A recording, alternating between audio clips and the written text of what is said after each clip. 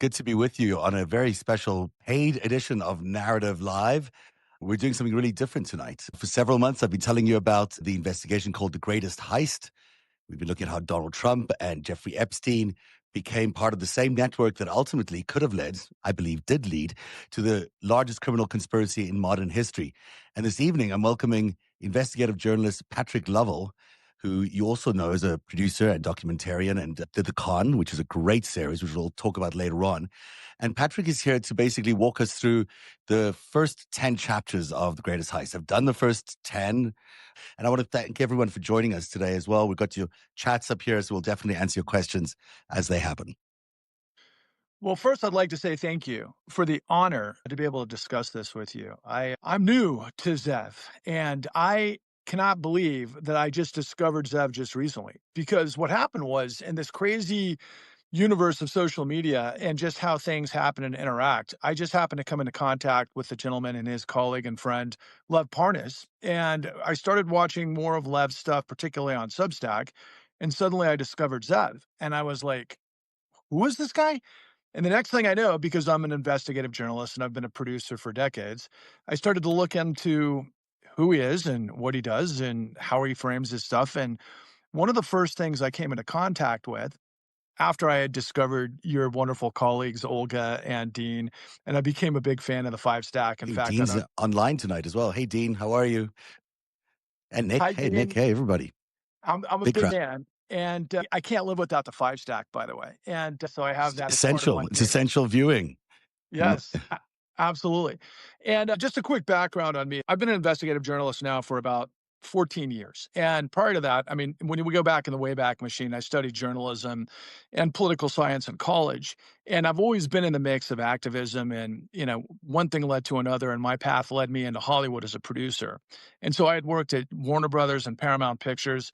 I have a funny side story, if we can get to it later, about what I think may have been President Clinton on the island, quite frankly, but Oh, that's another story. After the 2008 great financial crisis, I was sort of forced into learning a lot more about the world than I had ever anticipated. And in doing so, I became a journalist. That's no easy task because journalism is hard work. Journalism creates, just endless amounts of being able to cross your T's and dot your I's and get the evidence and understand how you put stories together. Otherwise, you're going to be vulnerable and you're going to get it wrong and you're going to lose your trust and your credibility and everything. And as time started to propel forward, I started to discover that most of media was in a death spiral because it certainly wasn't adding up into the world that I was actually living in. And so as my journey started to unfold, I went on a literally a 13-year odyssey of which I'm nearing the end of, which led me on my own path to what I thought was the greatest heist in history. And so when I saw Zev make that bold proclamation, I thought to myself, come on, who's this guy and what does he know? Next thing I know, I found myself drawn into his narrative Substack page and I discovered the greatest heist. And when I started to read it, I couldn't stop. I felt like I was I don't know, like a teenager reading some of my favorite, CIA or intelligence books by authors like Robert Ludlum, which was, of course, The Bourne Identity, and then, of course, Tom Clancy. And I grew up with those sorts of books, and I understood the whole scenario. But when I started to discover your stories, I couldn't believe what I was reading. First and foremost, it started to, I would say, fit the pieces of the puzzle of questions that I had into my story. And suddenly I was like, oh my God, why hasn't somebody done this before? Which was a stupid question because it's the truth. Mhm. Nobody wants to do a story of global racketeering at the highest levels involving some of the most salacious things that anybody could ever possibly imagine because that's not good for business. I discovered that the hard way. And Me of too. course, this has brought us together. And Yeah. so, on that note, I just want to kind of launch into some of the questions that have been percolating in my mind as we explore the first 10 chapters of this incredible storyline. And it is mind blowing to think that you've got another 16 chapters coming down the pike. So, without further ado, I'd just like to ask you, Zev, look, you're making a bold claim. You're making a claim that this was the largest criminal conspiracy in modern history. And what evidence in the first 10 chapters convinced you that this wasn't just parallel corruption, but a coordinated heist? It's a really good question. Thank you for that incredibly nice introduction, Patrick. It's really terrific. And I know it's heartfelt, and that makes it even better. But also, I should mention that your work on the con and others has dovetails with what I've been finding out for the greatest heist. So it's always great as an investigative journalist when you find someone else who's doing similar work, but from a different perspective, and it all matches. Because whenever things match, well, it's more likely to be true if people are looking at the same thing from different perspectives. I'm so thankful that we discovered each other. For me, the whole thing crystallized around 1981, which is, I discovered that Adnan Khashoggi, who had been this incredible figure in the world at the time, he was this high flying arms trader. He had this yacht. He was like a James Bond character. And I discovered that he was connected to both Jeffrey Epstein and to Donald Trump at around the same time. And the likelihood of that, well, it's possible. Of course, New York's a very small place ultimately. When you think about it, rich and powerful people can bump into each other at the same time. But the more I explored the connections between Khashoggi and Trump and Khashoggi and Epstein, it became clear that they were basically being recruited by a network. Adnan Khashoggi, who was, the uncle of the slain Washington Post journalist, Adnan Khashoggi was part of a network that was involved in Iran Contra, which takes you all the way back to, the reports around the post Watergate reports that curtailed the CIA's ability to do black covert operations around the world. That's an aside story. But, then that was probably the moment it crystallized for me that, oh my gosh, these two people, Trump and Epstein, were recruited by the same network at around the same time. Now, the likelihood of that happening is pretty unusual. And it turns out that Trump was influenced by Khashoggi in the building of the Trump Tower and also in his very lavish penthouse, the Olympic Towers, I should say. That's where Khashoggi lived on the top floor. For a while, Donald Trump was also a resident there at the Olympic Towers. And just below them, in the old mansion attached to that, was the offices of the future Jeffrey Epstein and co offices. So not only were they co-located, they were also happened at the same amount of time, same period of time, but also connected to these extraordinary networks, which we'll find out later turned out to be a giant criminal syndicate. As a producer and someone who loves fiction and loves big blockbuster type of movies, I when I was reading, the first chapter, it was unfolding in a way that I was like, "Wait a second, this can't be real." I mean, it was absolutely extraordinary how you pieced that together, but it was like, "Oh my god, it makes so much sense." So take us back to the beginnings of when you started pulling this thread, what was the first document or connection that made you realize Trump and Epstein's relationship was operational, not social? It's a kind of a complicated question, it doesn't happen quickly. These kind of cultivations of operatives, of assets or whatever take a long time. In Trump's case, it took 12 years. And what happened, this is Craig Unger's work. He put out in his book, House of Trump, I think, in 1984, that David Bogatine, who was a connection to Semyon Mogilevich, the famed Russian mobster. Well, David Bogatine in 1984 walked into Trump Tower and spent $6 million in cash to buy 5 condos. Donald Trump was even there to see the suitcase of cash come in and made sure that the right amount was there. So then he could go in and send it off to the bank. He offered Tina he offered his client, he's a lawyer, and limo ride to the bank so they could deposit the thing together. But that's the start of it. They started off by buying just condos in Donald Trump's towers.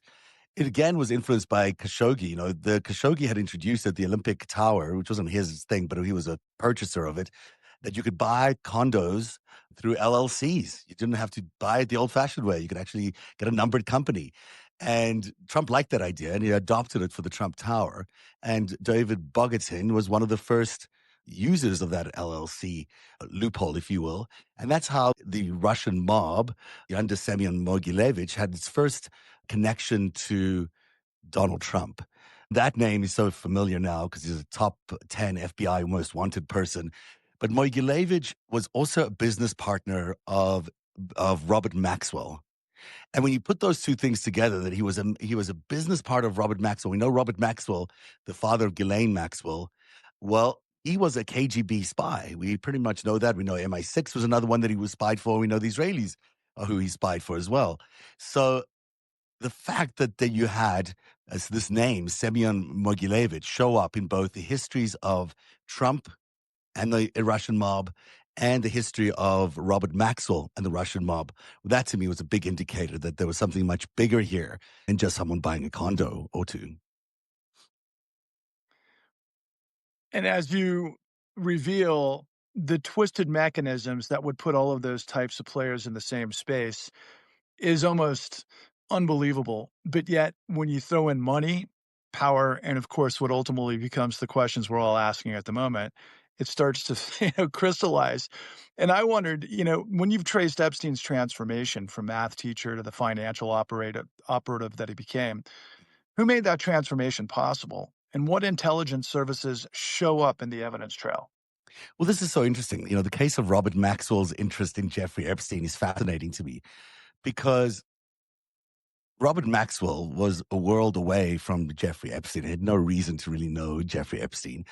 But Epstein got hired by a man named Douglas Leese, who was an MI6 operative. There was a period of time where Epstein disappeared out of America and went into Europe, and that's when he was working for this man named Douglas Leese. Douglas Leese was also working with Robert Maxwell on various sorts of arms trading. Leese is a well-known arms trader in the UK, connected to, amongst other people, Mark Thatcher, but also Prince Andrew. So it's interesting that at that point, it appeared like Epstein was working for an associate of Maxwell as Maxwell was doing the Iran Contra arms deals, which Khashoggi was also involved with. And then I found out from Steve Hoffenberg, who was a business partner of Jeffrey Epstein, and that Maxwell had met Epstein in the 1980s, much earlier than previously anticipated, and that Epstein was learning how to be a international arms trader from Lease and from Maxwell, learning under the great minds, as it were, on how to do all this kind of stuff, the money laundering that it required, and the hiding of money so they could be untraced when you bought all these arms. And that's how we get to the point where Robert Maxwell is changing the life of Jeffrey Epstein, but it was really done as well through Douglas Lease. And there's a great anecdote Ari Ben Menashe told me about meeting Jeffrey Epstein in London in the early 80s. And he was introduced to Jeffrey Epstein by Robert Maxwell. And he was told by Robert Maxwell that he wanted Jeffrey Epstein to work with them on the Iran Contra scandal, or the Iran Contra arms smuggling, I should say. And that Ari Ben Menashe said, no, I don't want that. I don't want him working with our team. But Robert Maxwell said, well, he's already been approved by the bosses, meaning that Robert Maxwell had gotten approval from the Israeli military intelligence, but I believe it's Israeli military intelligence, to hire Jeffrey Epstein at that time. So potentially we're looking at Jeffrey Epstein working for the Israelis from the early 80s. Well, it really begs a lot of questions, to go a little bit drawing into the next question, though. But I am, you know, more curious than ever, given that statement, how we go from, the sorts of things that come out of the Dalton School, and then we go into, of course, Bear Stearns without business degree and everything that starts to shape up from there, which is Yeah. just peculiar to say the least, except for what you just said. You just said Maxwell said he had been proved by the brass. Mhm. Okay, who's the brass? So, for example, I'm just gonna, ask this quick question. I'm not looking for an answer, Yeah. but I just happened to be reminded when he said that. I was watching Steve Miller on the, CNN yesterday when Yeah. he was going off about, I'm trying to, just basically pure power by the Trump Oh, yeah. The administration. Insurrection Act and yada, yada. Right, Yes. and then suddenly he stopped stone cold, right? I mean, it was the most you and I are both Plenary in the powers. business. Yes. Right, the Yeah. plenary powers, and Yeah. and he stops cold turkey, and he's got, like, literally like a deer in the headlights. I'm wondering who's in his ear. I know it Someone, could be right? I'm someone wondering was in who his ear. and that brings us, the idea the compromat operation is, central to the investigation. So how did they identify the targets, and what made the leverage they created so durable over the decade? Maybe I should spend a little more time actually answering some of the questions because it is interesting that, he's a math teacher who's not very good at math, but who gets hired at the Dalton School. But then is introduced to Ace Greenberg and immediately hired by Ace Greenberg to go and work at Bear Stearns. Now, that is remarkable for any math teacher. That's not how it normally happens. But let's say in this case, Ace Greenberg was a champion of young minds that he liked. But who was also there at Bear Stearns at the same time as one of their biggest clients and a close friend of Ace Greenberg was Robert Maxwell. So, when you look at that connection, well, that's really interesting that he met Robert Maxwell probably, according to at least one letter in his 50th birthday book, that they met in as early as the 1970s, perhaps, well before he even got to work with him in the UK on these arms deals. And, that is an interesting thing to look at because he doesn't actually ever leave the Ace Greenberg orbit. Jeffrey Epstein stays in the Ace Greenberg orbit all the way through to 2008. And we'll get to that later on. But it's really interesting that he doesn't actually leave.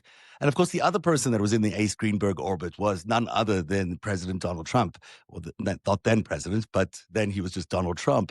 He was his broker and his number one call guy if he needed anything done with selling stocks or raising money. In fact, a lot of the money that was raised for the Trump casinos came out of Bear Stearns. So again, you got these three men. That's possible. It's coincidence. It's also more likely that it's not coincidence that these three men landed up connected to Bear Stearns and Ace Greenberg at around the same time. Okay, it's not interesting, it's like nuclear brain emoji. Like, Yeah. Robert Maxwell is doing business with Ace Greenberg, legendary trader Ace Greenberg, and all of the other elements that will reveal themselves throughout this unbelievable work. But look, and Trump was a client at that time. It's just mind blowing because, when you think of Trump's financial vulnerabilities back in Mm. the 80s and the 90s, they're well documented, of course. But how would those debts to foreign actors become actual operational control? Said another way, when does debt become conspiracy?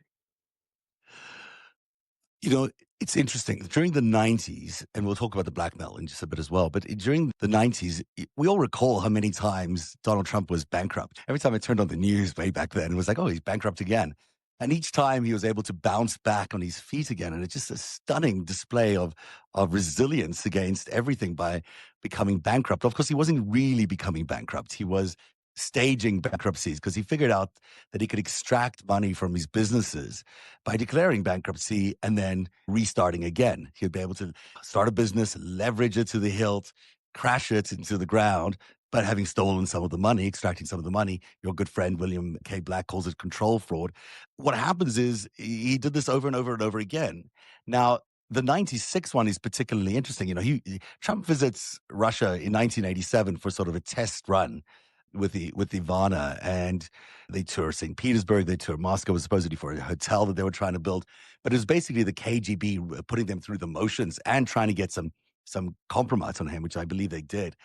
But in 1996, he comes back there, having just finished bankrupting his casinos. He had three casinos fail in a row. He had no money. He was $100 million in debt.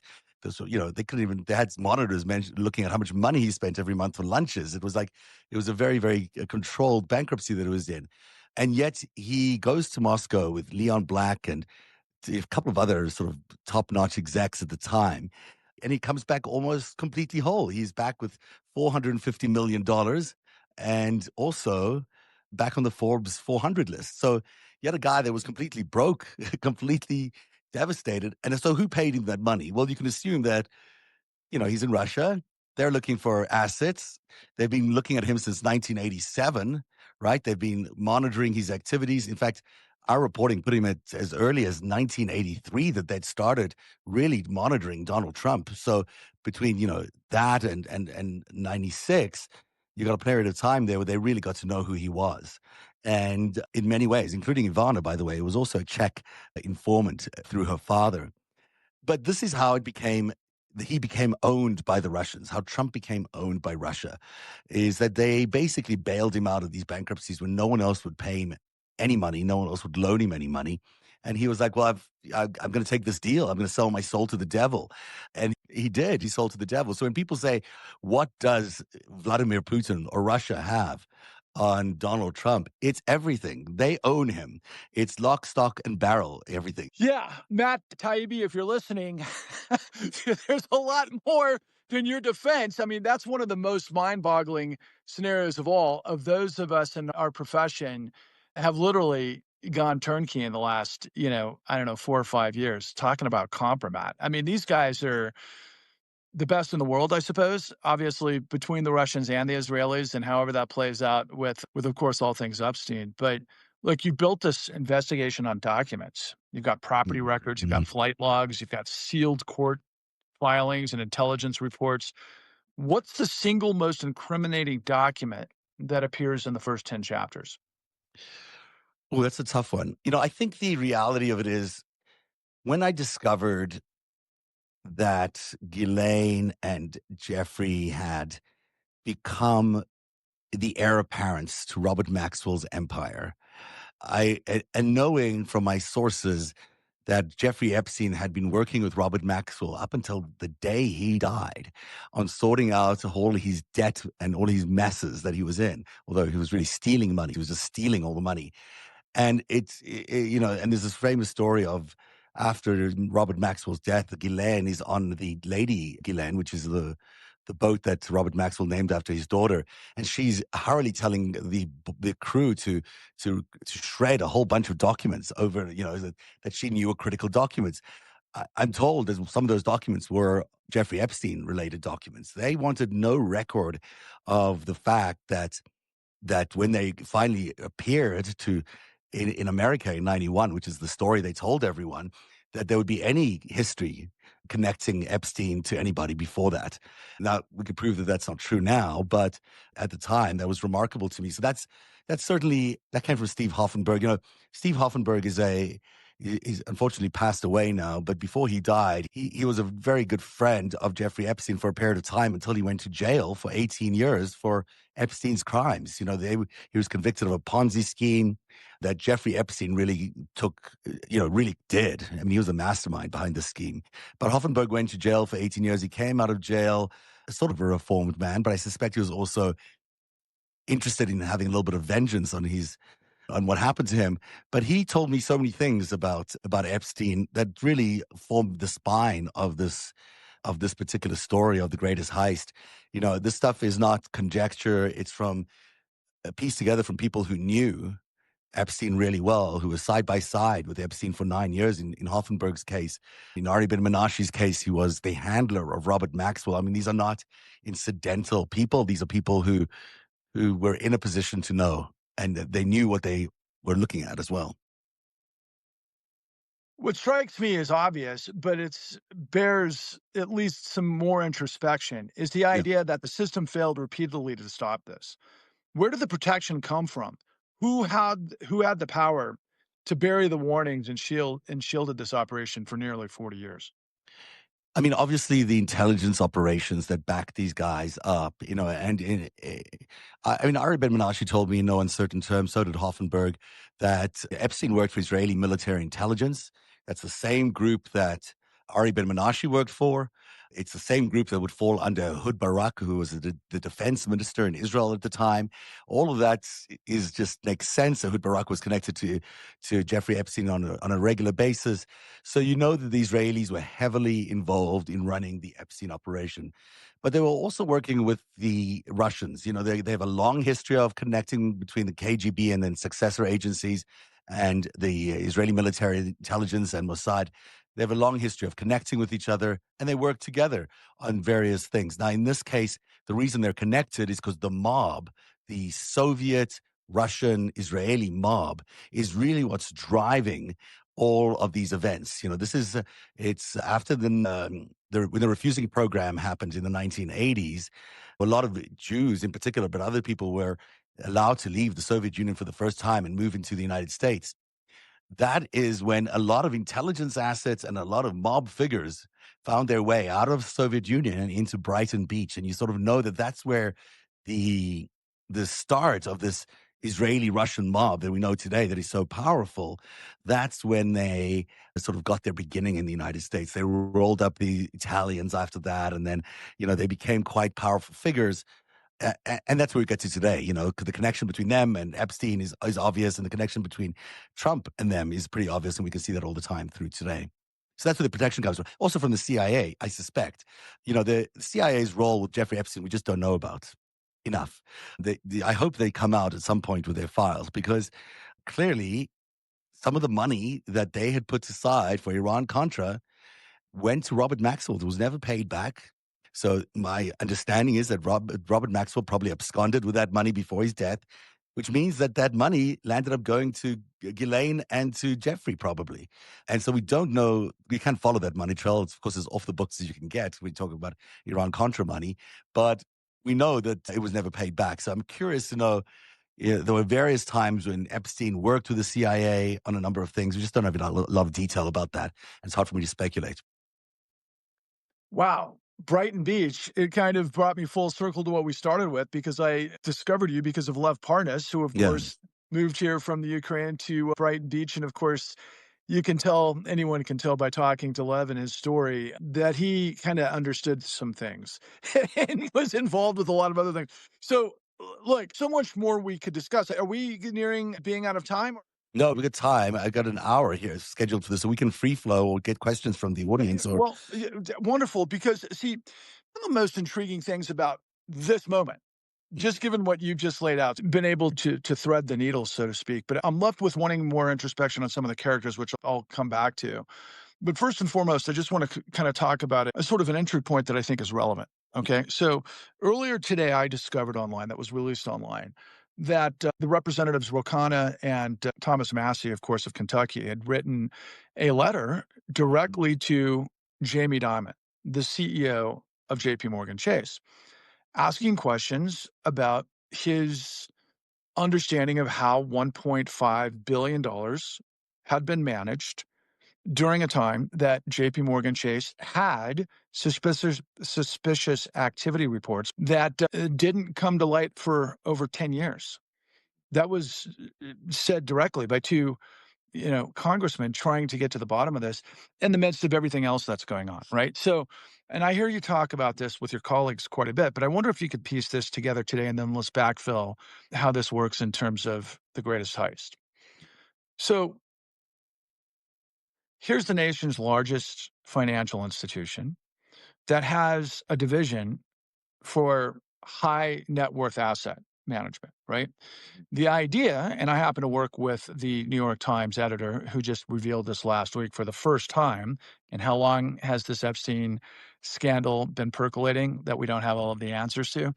And here, for the first time, was on the front page of the New York Times about a month ago from a fantastic writer by the name of David Enrich. David Enrich, as you probably are aware, happened to write the book called Shadow Towers, which is the Dark story of Towers. Was it Dark Dark Towers? Towers. I love David. Dark He's Towers. terrific. Yeah, we know each other as well. Yeah, my apologies.